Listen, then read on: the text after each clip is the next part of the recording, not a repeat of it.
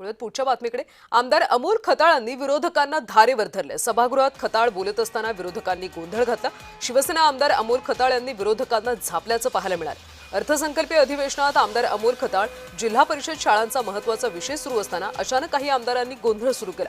यामुळे महत्त्वाचा मुद्दा सुरू असताना विरोधकांनी असा गोंधळ सुरू केल्यामुळे संगमनेरचे आमदार अमोल खताळ यांनी विरोधकांना चांगलेच धारेवर धरलं.